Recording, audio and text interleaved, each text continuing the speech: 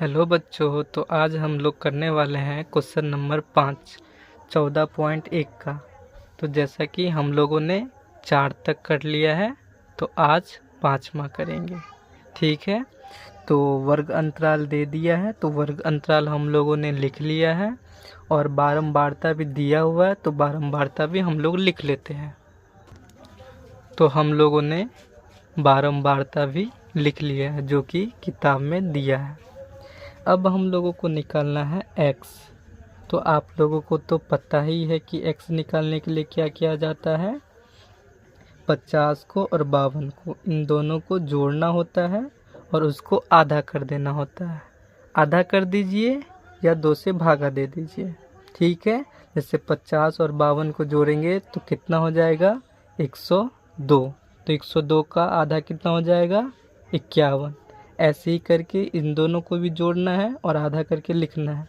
इन दोनों को भी जोड़ना है, आधा करके लिखना है। ठीक है, तो हम लोग आधा करके लिख लेते हैं। तो देख सकते हैं हम लोग ने x का पूरा मान लिख दिया है, इन दोनों को आधा करके लिख दिया है। अब f और x का मान निकालना है। तो fx में क्या करना है, f को और x को क्या करना है, गुना। ठीक है, तो 15 को और 51 को गुना कर देते। चलिए हम गुना करके आपको बता देते हैं, लिख देते हैं, फिर मिलते हैं। तो देख सकते हैं हम लोगों ने f वाले को और x वाले को गुना कर दिया है और लिख भी दिया है। मतलब कि 15 और 51 को गुना करके लिख दिया है, 110 और 54 को गुना करके लिख दिया है।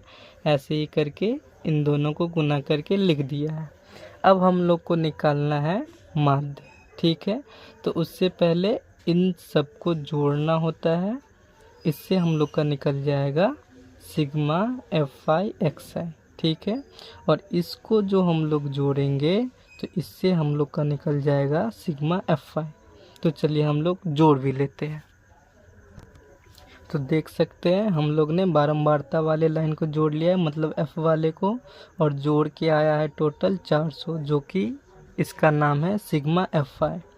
और fx को भी हम लोग ने जोड़ लिया है इस सब को, तो इससे हम लोग का क्या आ गया है, सिग्मा FI XI। अब हम लोग फॉर्मूला लिख लेंगे माध्य का।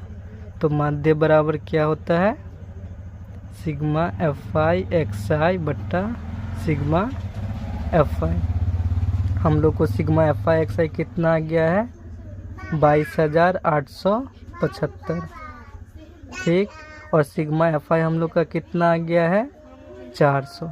अब क्या करेंगे हम लोग, इससे इसको भागा दे देंगे। मतलब कि 400 से 22,875 को भागा दे देंगे तो हम लोग का आंसर भी आ जाएगा। तो चलिए हम लोग भागा भी दे लेते हैं। तो देख सकते हैं हम लोग ने भागा कर लिया है और आंसर आ गया है 57.19। अगर अब आप लोग को इसमें कुछ नहीं समझ में आया होगा या कोई भी दिक्कत हुआ होगा तो आप कमेंट कीजिए कि यहाँ हमें प्रॉब्लम है, हम आपको उसका आंसर देंगे। ठीक है, धन्यवाद। मिलते हैं अगले क्लास में।